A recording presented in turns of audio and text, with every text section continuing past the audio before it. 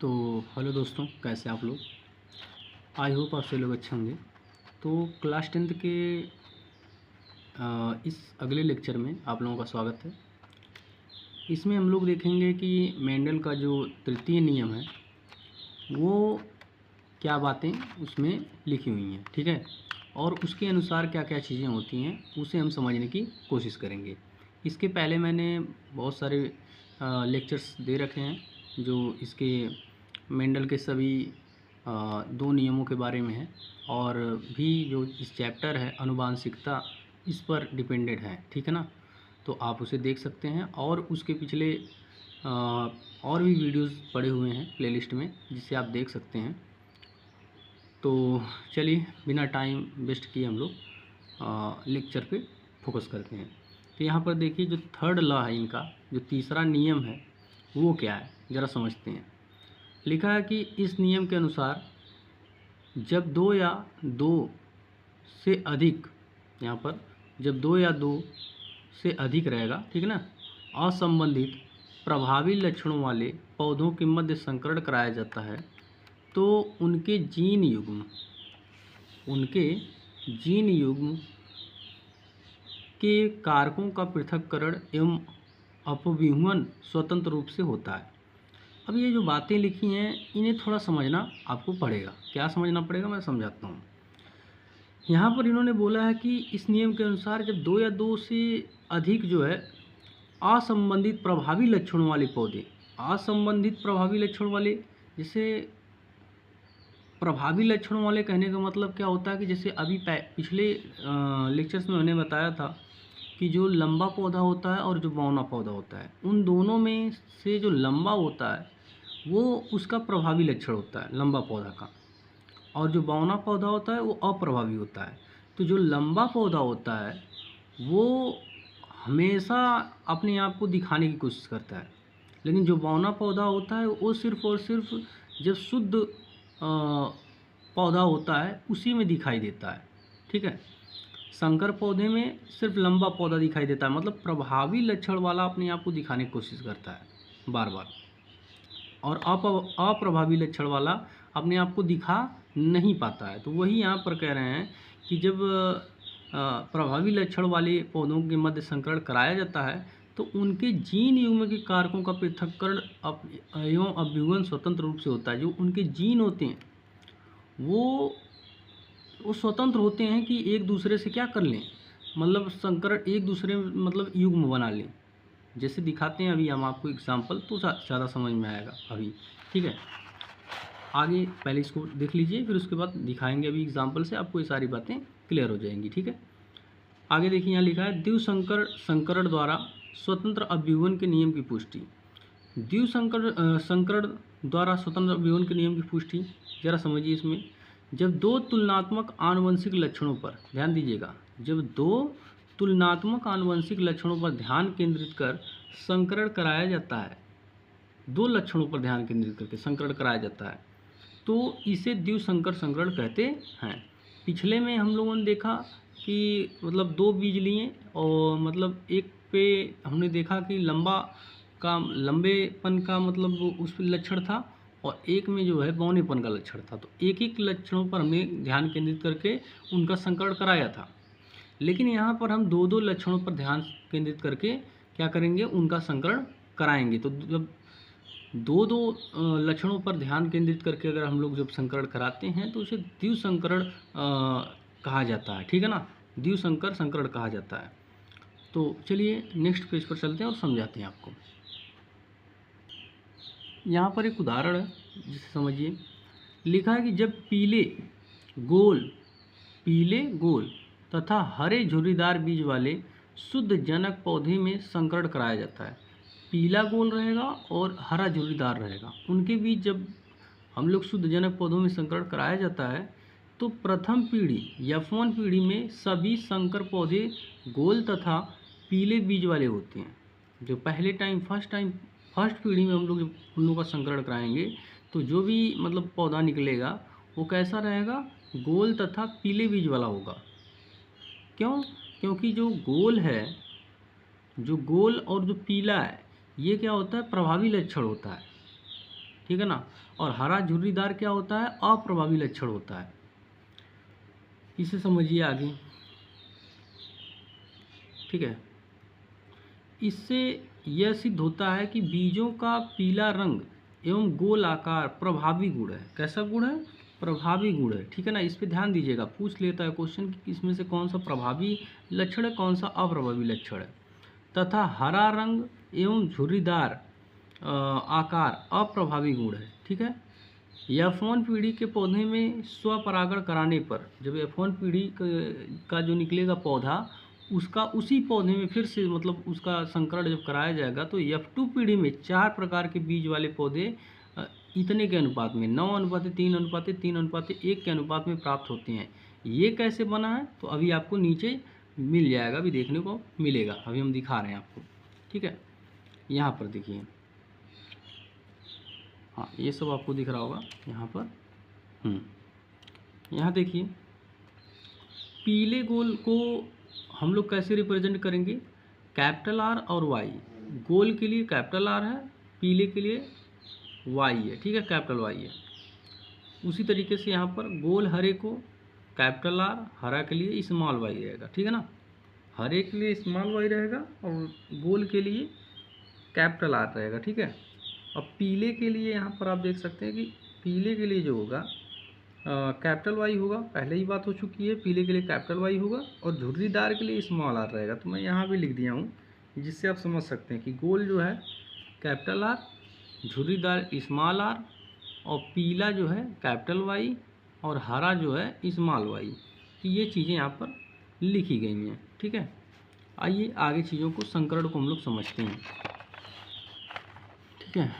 हाँ यहाँ देखिए, उपरोक्त प्रयोगों को हम निम्न रेखा चित्र द्वारा समझ सकते हैं। तो यहाँ रेखा चित्र बनाया गया है इसका, पीला यहाँ पर पीला और गोल जो है और झुर्रीदार और हरा दोनों का देखिए प्रथम संकरण जब कराया गया तो कैसा मिला, पीला और गोल देखने को हमें मिला, ठीक है ना। पीला और गोल यहाँ पर देखने को संकरण कराने पर पौधा हमको मिला। अब अगले संकरण में देखिए क्या होता है, यहाँ पर आपको दिख रहा होगा सारी चीज़ें एकदम क्लियर। ये थोड़ा सा, हाँ देखिए समझते हैं इसको। जब इनका दोबारा संकरण कराएगा, प्रथम संकरण में तो ये आपको देखने को मिला, तो देखिए यहाँ पर प्रथम संकरण में आप देख रहे हैं कि कैपिटल आर और कैपिटल वाई यानी गोल पीला और झुर्रीदार हरा दोनों का जब संकरण कराया गया तो हमें जो देखने को मिली जो संतति, वो आपकी ये संकर गोल पीला देखने को मिला। संकर गोल पीला देखने को हमें यहाँ पर मिल रहा है, यानी जो भी पौधा बना है वो गोल और पीला लक्षण वाला बना है और ये दोनों लक्षण उसके अंदर दब गए हैं। क्यों? क्योंकि ये दोनों लक्षण जो होते हैं हरा और झुर्रीदार, ये अप्रभावी लक्षण होते हैं। तो आपको समझ में आया होगा कि ये जो स्मॉल आर कैपिटल वाई है ये सब क्या है, सॉरी स्मॉल आर और स्मॉल वाई जो है ये अप्रभावी लक्षण है, इसलिए इसमें दिखाई नहीं देते हैं। तो चलिए आगे की चीज़ों को समझते हैं। तो यहाँ पर देखिए फिर से उनका जो है संकरण कराया गया। जब संकरण कराया गया, द्विसंकर संकरण जब कराया गया तो यहाँ पर संततियाँ निकल कर आई हैं, ठीक है। देखिए यहाँ पर संततियाँ कैसे कैसे निकल कर आ रही हैं। देखिए युग्मक लिया गया कैपिटल आर और कैपिटल वाई, यानी यहाँ पर गोल पीला लिया गया और यहाँ पर गोल हरा लिया गया और यहाँ पर झुर्रीदार और पीला लिया गया। यहाँ पर झुर्रीदार और झुर्रीदार और यहाँ पर ये जो वाई हरा लिया गया, झुर्रीदार और हरा। उसी तरीके से यहाँ भी लिया गया, ठीक है, युग्मक, और दोनों का संकरण ऐसे कराया गया, कैपिटल आर वाई और कैपिटल आर वाई में ऐसे करा के यहाँ पर लिखा गया है, ठीक है। ये सब किरौने जो हाथ, तो आप देखेंगे कि इनका जब संकरण कराया गया तो यहाँ पर लिखा गया है, ठीक है, इन दोनों को। ऐसे इन दोनों का संकरण करा करके उसके आगे लिखा गया है। फिर ऐसे ही इनका संकरण यहाँ पर कराया गया है, कैपिटल आर और स्मॉल आर यहाँ पर लिखा गया, आर को एक साथ लिखा जा रहा है और वाई को अगले बार लिखा जा रहा है, ठीक है। इस तरीके से लिख करके यहाँ पर सारे संततियों को हम लोग बना डाले हैं कि इसका इससे, और फिर उसके बाद पुनः इसका इसमें, इसका इसमें, इसका इसमें और इसका इसमें करके लिखा गया है। फिर इसका इसमें करके यहाँ लिखा गया है, देख रहे हैं, और इसका इसमें करके लिखा गया है, ठीक है। तो ऐसे करके सारे सब के सब संततियों को यहाँ पर लिखा गया है। तो वही संततियों में यहाँ पर देखा गया, लास्ट में फाइनल में देखा गया कि जो पीला और गोल था, पीला और गोल उसकी संख्या 9 थी, और जो हरा और गोल था उसकी संख्या 3 थी, और पीला और झुर्रीदार था उसकी भी संख्या 3 थी, और हरा झुर्रीदार जो था उसकी संख्या 1 थी। अब कैसे काउंट किया गया पीला और गोल? देखिए पीला और गोल कौन कौन से होगा, कैसे पहचानेंगे आप? उसमें आपको पीला और गोल जो होगा उसमें आपका क्या मिलेगा, कैपिटल आर, और गोल के लिए कैपिटल वाई मिलेगा। ठीक है, तो आप इसको सिर्फ देख करके पहचान जाएंगे कि ये जो है कैसा है, पीला और गोल है। और हरा और गोल देखने के लिए क्या करेंगे, आपको कैपिटल आर देखने को मिलेगा उसमें, और हरा के लिए स्मॉल वाई देखने को मिलेगा। ठीक है, हरा रंग के लिए आपको क्या देखने को मिलेगा, स्मॉल वाई देखने को मिलेगा, जिसमें ये रहेगा और कैपिटल वाई ना रहे। जैसे जैसे देखिए यहाँ पर बताते हैं, पीला गोल जैसे देखना है आपको, तो देखिए कैपिटल आर है और कैपिटल वाई इसमें है, तो यानी ये पीला गोल है।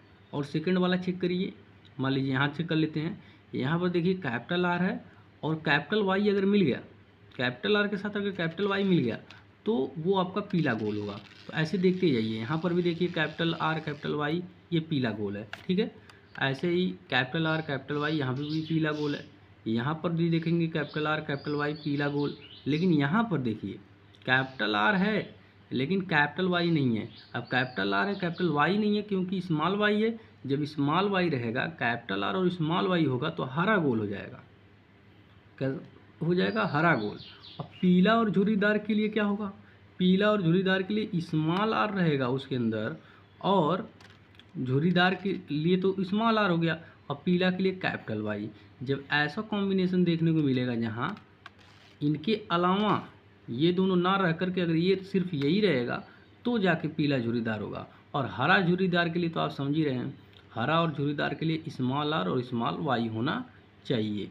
तो ऐसे करके इसमें हम लोग चेक करते हैं, तो 9 यानी 9 ठो पीला गोल मिलता है, और हरा गोल आपको वही 3 मिलते हैं। ऐसे करके आपका मिलता है, तो इनका रेशियो ये बन जाता है कि 9 3 3 1। ये भी कई एग्ज़ाम्स में पूछता है। तो आई होप आपको यहाँ तक की बातें क्लियर होंगी। ठीक है, तो देखिए इस प्रयोग से स्पष्ट होता है कि आनुवंशिक लक्षण साथ साथ न रहकर स्वतंत्र रूप से अभिव्यंजन करते हैं। अब इसका मतलब क्या है, अभी हम समझाते हैं आपको। इसी कारण से पीला रंग गोल बीजों तक और हरा रंग झुर्रीदार बीजों तक सीमित नहीं रहता, वरन ये स्वतंत्र रूप से संतानों में पहुंचकर नए नए संयोग बनाते हैं। तो यहाँ पर आप देख सकते हैं कि क्या देखने को आपको मिला इस संकरण में। जैसे मैं दिखा रहा हूँ कि पहले जो पीला रंग था वो गोल वाले बीज के साथ सिर्फ था। ठीक है, पहले जो पीला रंग था वो किसके साथ था, सिर्फ गोल बीज के साथ था, और जो हरा रंग था वो झुर्रीदार बीज के साथ था। लेकिन संकरण कराते कराते आपको क्या देखने को मिला कि जो हरा रंग है, ठीक है ना, वो गोल के साथ आ चुका है, गोल बीज के साथ आ चुका है। और जो यहाँ पर आपको दिख रहा होगा तो मैं वो दिखा दूँ, हाँ यहाँ देखिए, जो हरा रंग आपको देखने को मिल रहा है वो गोल के साथ आ चुका है, और जो पीला रंग है जो गोल के साथ सिर्फ था, गोल बीज के साथ था, वो झुर्रीदार के साथ आ चुका है। तो यहाँ पर आपको यही देखने को मिल रहा है कि मतलब जो चीज़ें पहले जिसके साथ थी वो उसके साथ तो हैं ही, प्लस और भी लोगों के साथ वहाँ पर संयोग करके नई संतति का क्या कर रही हैं, निर्माण कर रही हैं। तो वही कहा जा रहा है कि जो स्वतंत्र अभिव्यंजन का नियम है उसके हिसाब से जो लक्षण होते हैं वो एक संतति से दूसरे संतति में क्या करते हैं, चले जाते हैं। ठीक है ना, जिससे नई संततियों का क्या होता है, निर्माण होता है। चलिए आगे समझते हैं। हरा रंग झुर्रीदार बीजों तक सीमित नहीं रहता है, वरन ये स्वतंत्र रूप से संतानों में पहुंचकर नए नए संयोग बनाते हैं। तो आपको ये बातें क्लियर होंगी। आगे समझते हैं मेंडल की सफलता के कारण। अब मेंडल सफल क्यों हुए थे उनको समझते हैं। मेंडल की सफलता के कारणों को दो प्रमुख शीर्षकों के आधार पर समझा जा सकता है कि मेंडल क्यों सफल हुए हैं, उसके दो कारण यहाँ पर हो सकते हैं। पहला आपको देखने को मिलेगा यहाँ पर कार्यविधि के कारण सफलता, सक्सेस ड्यू टू प्रोसीजर। उनका जो प्रोसीजर था उसके हिसाब से वो क्या हुए, सफल हुए। तो यहाँ पर देखिए उनके कुछ प्रोसीजर लिखे हैं। मेंडल ने निम्न प्रकार की कार्य प्रणाली अपनाई जो कि उनकी सफलता का कारण बना।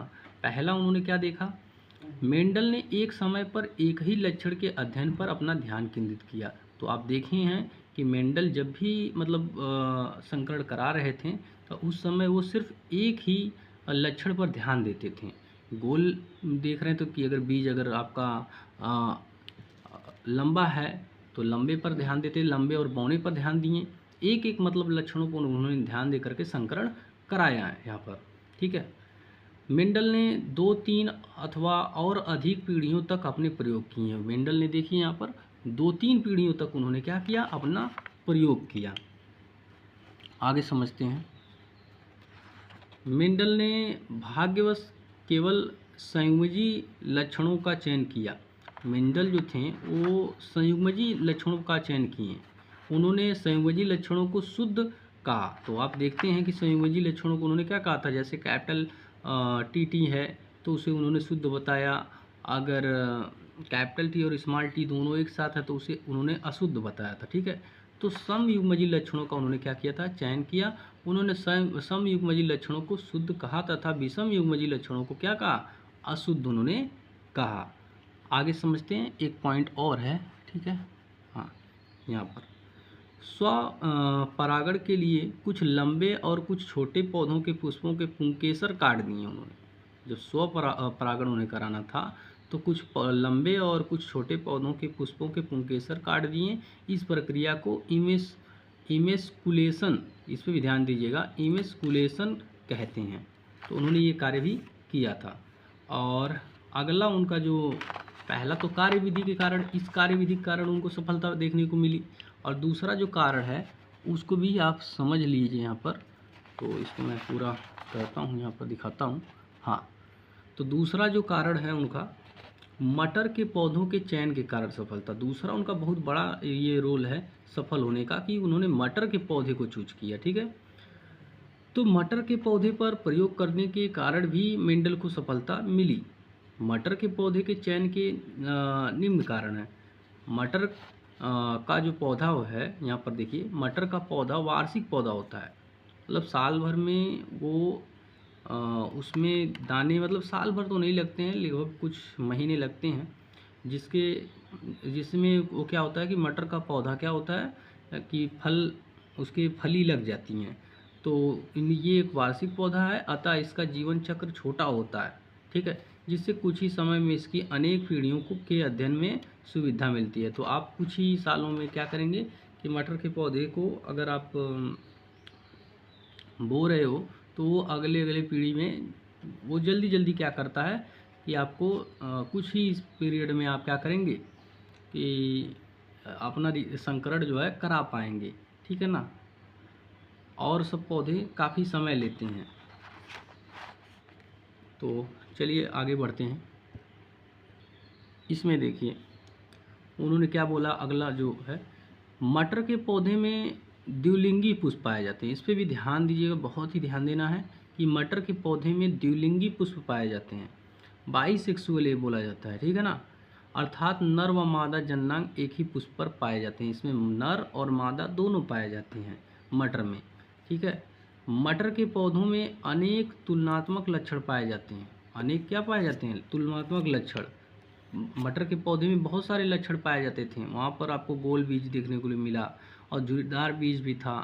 पीले रंग का था आपका जो पौधा है, मटर बीज है, ठीक है, और हरे रंग का है। तो वो सब देख करके काफ़ी लक्षण इसके अंदर मटर के पौधे के अंदर देखने को मिला है आपको। तो इसलिए इन्होंने इसको चूज किया था। मटर के पौधे में अनेक तुलनात्मक लक्षण पाए जाते हैं, इस बात को भी आप समझ चुके हैं। इनमें कृत्रिम पर परागण द्वारा संकरण कराया जाता है। मतलब कृत्रिम तरीके से आप पर परागण करा सकते हैं इसमें, ठीक है। तो इसलिए उन्होंने इसको चूज किया। तो ये कुछ कारण थे जिसके कारण मेंडल ने मतलब मटर के पौधे को चूज किया और उनकी सफलता के ये बहुत बड़े मतलब रोल वहाँ पर किए हैं ये सब कारण, ठीक है। तो आइए अब आगे थोड़ा सा बढ़ते हैं और चीज़ों को समझते हैं। अब हमें देखना है कि आनुवंशिक लक्षणों की वंशागति का आणविक आधार। मतलब आनुवंशिक लक्षणों का क्या आधार हो सकता है, मतलब आनुवंशिक लक्षणों का वहन कौन करता है, मतलब आनुवंशिक लक्षणों को एक संतति से दूसरे संतति में कौन ले जाता है, तो समझते हैं उसको।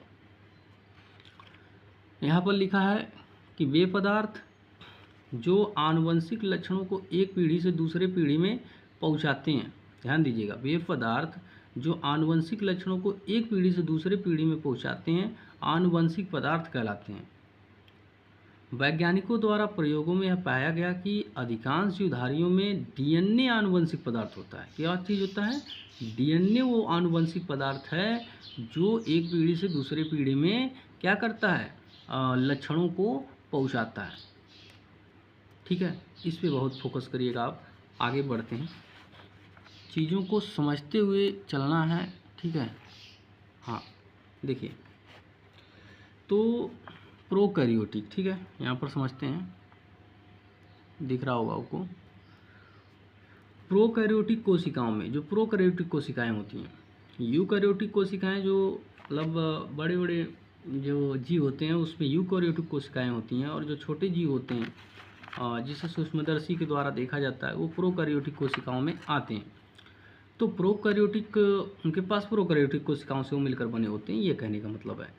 तो प्रोकैरियोटिक कोशिकाओं में आनुवंशिक पदार्थ डीएनए कोशिका द्रव्य में स्वतंत्र अवस्था में पाया जाता है। इस बात पर ध्यान दीजिएगा, जो प्रोकैरियोटिक होता है, प्रोकैरियोटिक जो मतलब आपके जीव होते हैं उनके जो डीएनए होता है, वो जो उनका डीएनए जो होता है कोशिका द्रव्य में होता है।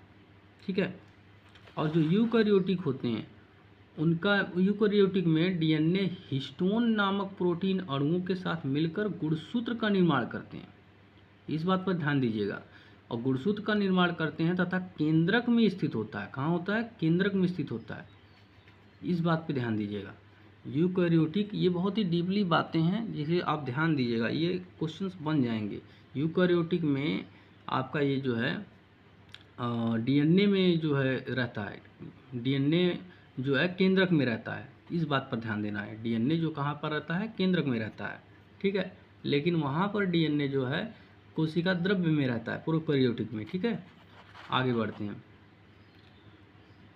आपको चीज़ें दिख रही हैं? हाँ, क्लियर दिख तो रही हैं। ठीक है, तो देखिए यहाँ पर ये कोशिका विभाजन द्वारा पीढ़ी दर पीढ़ी संतति कोशिकाओं में पहुँचते हैं, अतः ये आनुवंशिक पदार्थों के वाहक कहलाते हैं। ये कोशिका विभाजन होता है तो उसके साथ क्या होते हैं कि अगली पीढ़ी में जाते रहते हैं। न्यूक्लिक अम्ल क्या है, ज़रा समझते हैं। किसी कोशिका का केंद्रक में पाए जाने वाले वे अम्लीय पदार्थ, किसी भी कोशिका के केंद्रक में, कोई भी कोशिका है उसके केंद्रक में पाए जाने वाला अम्लीय पदार्थ जो होता है, जो कोशिका के कार्यों का नियमन करते हैं, न्यूक्लिक अम्ल कहलाते हैं। अब न्यूक्लिक अम्ल जो होता है आपका, वो दो प्रकार के देखने को यहाँ पर आपको मिलते हैं। पहला यहाँ पर जो आपको देखने को मिलता है ये डीएनए होता है। न्यूक्लिक अम्ल पहला आपको जो देखने को मिलता है वो क्या है? डीएनए। और दूसरा क्या है? आपको आरएनए देखने को मिलता है। डीएनए, अभी आप डीएनए के बारे में जान चुके हैं कि डीएनए क्या है। डीएनए एक ऐसा पदार्थ है जो आनुवंशिक लक्षणों का क्या करता है? वहन करता है। आनुवंशिक लक्षण एक संतति से दूसरे संतति में क्या करता है? वो भेजने का कार्य करता है। और जो आरएनए होता है वो इस कार्य में मदद करता है। ठीक है ना, आरएनए क्या करता है? उस आनुवंशिक लक्षणों को वहन कराने में ये सिर्फ मदद करता है। ठीक है, तो इन दोनों का फुल फॉर्म यहाँ पर लिखा है, डीएनए का डीऑक्सीराइबोन्यूक्लिक अम्ल और आरएनए का राइबोन्यूक्लिक अम्ल। तो ये आप लर्न करके रखेंगे। ठीक है, तो चलिए नेक्स्ट पेज पर चलते हैं और बातों को समझते हैं। तो जो है कि इतना ही आज के लिए था। ठीक है, और अब मिलेंगे नेक्स्ट वीडियो में, वहाँ पर चीज़ों को आपको समझाएंगे। तो डीएनए और आरएनए के आगे हम लोग देखेंगे, डीएनए के बारे में थोड़ा पढ़ेंगे और आरएनए के बारे में थोड़ा सा पढ़ेंगे, और फिर उसके बाद उसके आगे के कंटेंट को समझेंगे। ठीक है, तो चलिए मिलते हैं नेक्स्ट वीडियो में कंटेंट को लेकर के। तब तक के लिए आप पढ़ते रहिए। ठीक है।